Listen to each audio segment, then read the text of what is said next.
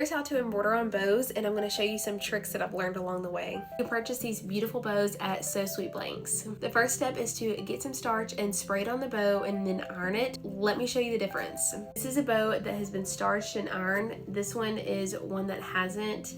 It's a lot more flexible and bendy and just wavy, so you definitely want to starch it. That is definitely the key to success. All you do is just a light little spritz, just like that. You can see it kind of get wet. And then you'll take your iron and just iron it over. I like to do front and back and both sides just to make sure that it looks perfect.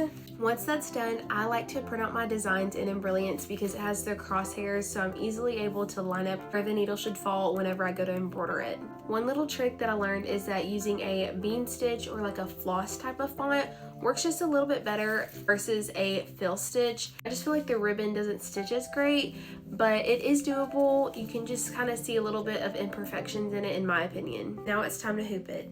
I prefer using a regular tearaway stabilizer versus a sticky stabilizer. Sometimes the sticky can just be too sticky and it messes up the ribbon after you're trying to peel it away. Another little tip is to use a larger hoop than you need so that you can do multiple bows. Let me show you how I do it using my mighty hoops. I simply just put the stabilizer down and hoop it like that, and you want to make sure it's pretty taut.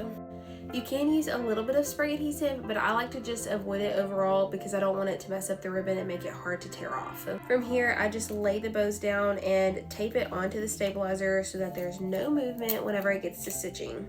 Now that they're all taped down, I'm ready to put it on the machine.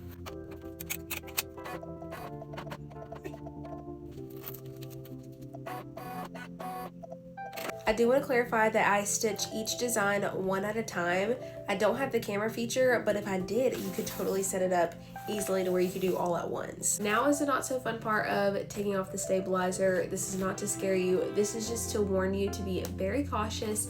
When you do bean stitch, you just have to be very careful that you don't tear up the ribbon or mess up the stitches. One little thing that I like to do is cut the stabilizer around each bow so that I'm not having a whole floppy mess with all the ribbons in the way. And then after that, I use some snips just to cut around a little bit so that when I do tear a little bit, it doesn't just mess up the ribbon. So this is kind of what it looks like after I cut around a little bit.